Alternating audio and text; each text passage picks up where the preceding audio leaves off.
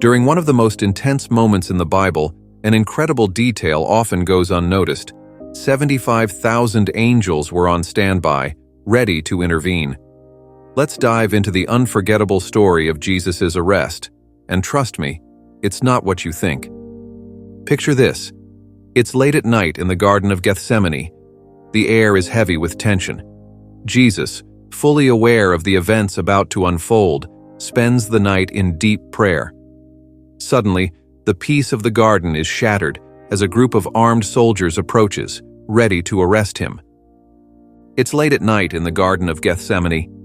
The cool air carries a sense of unease, and the rustling of olive branches seems almost foreboding. Jesus, accompanied by his closest disciples, has come to this quiet place to pray. The weight of what lies ahead presses heavily upon him, and his humanity is on full display. In this moment, Jesus is fully aware of what is about to unfold. He knows that betrayal is imminent, suffering is near, and the cross awaits. Yet, he doesn't run from it. Instead, he kneels in fervent prayer, wrestling with the agony of the path he is called to walk.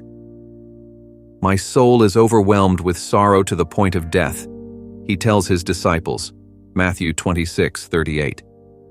With every word he prays, the tension in the air thickens. This is not a quiet, meditative prayer. It is raw, heartfelt, and desperate. The Gospel of Luke describes how Jesus' anguish is so intense that his sweat falls to the ground like drops of blood, Luke 22:44. It's a poignant reminder of his dual nature, fully God, yet fully human, feeling the full weight of fear and pain. While Jesus prays, his disciples, weary and confused, struggle to stay awake. 3 times he finds them sleeping, a stark contrast to the urgency of the moment. "Could you not keep watch with me for 1 hour?" he asks Peter, Matthew 26:40. This gentle rebuke underscores the loneliness of Jesus' journey. Even those closest to him cannot fully grasp the gravity of what is happening. Suddenly, the stillness of the garden is broken. A group of armed soldiers, led by Judas Iscariot, appears, their torches casting flickering shadows among the trees. Judas, once a trusted disciple, approaches Jesus with a kiss, a prearranged signal to identify him. "Judas, are you betraying the Son of Man with a kiss?" Jesus asks, his voice filled with both sadness and resolve. Luke 22:48. The soldiers move to seize Jesus, and in the chaos, Peter draws a sword and strikes the servant of the high priest, cutting off his ear. But Jesus, even in this moment of betrayal and arrest, chooses peace. He tells Peter, "Put your sword back in its place, for all who draw the sword will die by the sword." Matthew 26:52. Then, in an extraordinary act of compassion, he heals the servant's ear, demonstrating that his mission is not one of violence, but of redemption. As the soldiers take Jesus away, the disciples scatter in fear. The hour has come, and the events leading to the crucifixion are set in motion. The garden, once a place of prayer and refuge, now becomes the starting point of Jesus' ultimate sacrifice. This night in Gethsemane reveals the profound humanity and divinity of Jesus. His willingness to face the cross, despite the anguish it caused him, shows the depth of his love for humanity. It also serves as a powerful example of surrender and trust in God's plan, even when that plan involves immense suffering. For us today, the Garden of Gethsemane is a reminder that Jesus understands our struggles and pain. He has walked the path of sorrow and emerged victorious, offering us hope and redemption through his sacrifice. In this charged moment, Peter, one of Jesus' closest disciples, springs into action.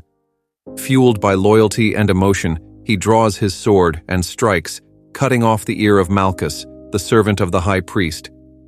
Peter's actions are impulsive but understandable. He's ready to fight for his master. But here's where the story takes a completely unexpected turn.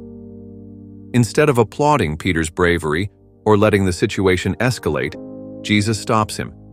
And then he says something so extraordinary it's hard to fully grasp.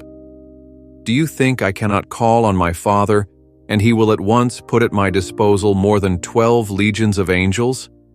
Matthew 26:53. Let's break this down. In Roman military terms, a legion consisted of around 6,000 soldiers. Multiply that by 12, and you have 72,000 angels. Some scholars even round it to 75,000. Imagine the sheer power of tens of thousands of heavenly warriors poised to obliterate anyone who dared lay a hand on Jesus. Here's the twist. Jesus didn't summon those angels. He could have. In a single moment, he could have brought unimaginable force to protect himself. But he didn't. Instead, Jesus willingly allowed himself to be arrested, knowing full well that it would lead to his crucifixion and death. Think about that. With all that power at his disposal, Jesus chose surrender over retaliation, humility over dominance, and ultimately, sacrifice over self-preservation. The answer is simple yet profound. Love. Jesus didn't save himself because he was saving us. His mission was not about demonstrating power, but about fulfilling a divine purpose.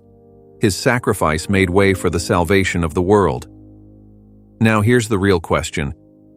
If you believe in that kind of love, what will you do to honor it? Jesus' choice to endure the cross was the ultimate act of love and grace. It's a reminder that true power isn't about domination. It's about selfless love. So, how will you respond to this story? Will you let it inspire you to live with greater love and purpose? If you're grateful for Jesus' sacrifice, take a moment to reflect. Comment Amen if this message moves you. And don't forget to share it, because someone you know might need to hear this today.